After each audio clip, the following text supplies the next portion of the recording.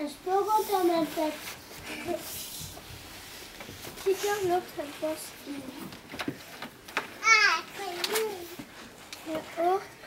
Hij gaat aan de huisje. Hij klopt aan de deurtje van het huisje van eens. Mama, Dina. Ik heb een speelgoed met het. Mijn speelgoed bestaat niet. En waar komen we slapen bij jou? Natuurlijk. Samen de twee vriendjes gaan in de bedje van iemand. Hij hoort weer een raar geluid over het dak.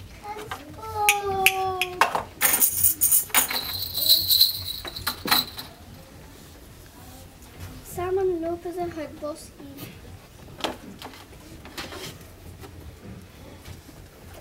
Samen lopen ze aan de deurtje van een huisje van varkensjes.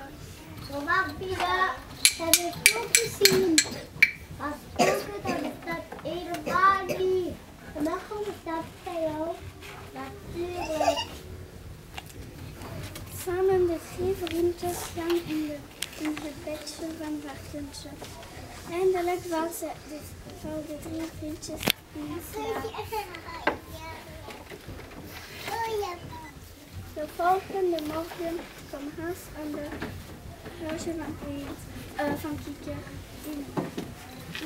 De deur was helemaal open. Er was niemand thuis. Er is niemand thuis. Misschien kan ik eens bij één gaan kijken. Hans komt van het huisje van één.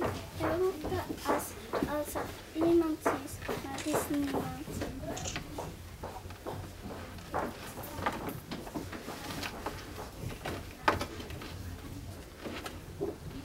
Hans loopt het bos in. Zo kan hij niet gaan.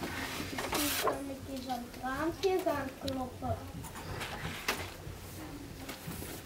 De drie vriendjes dachten dat het was een spook. Een spook! De drie vriendjes lopen naar Haas.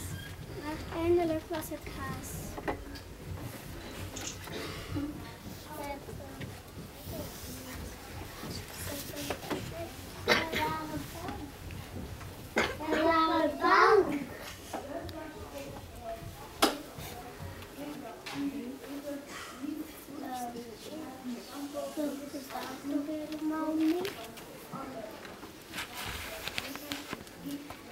Samen de vier vriendjes gaan een titel lezen. Ook wel eens warm dat jullie allemaal niet thuis waren.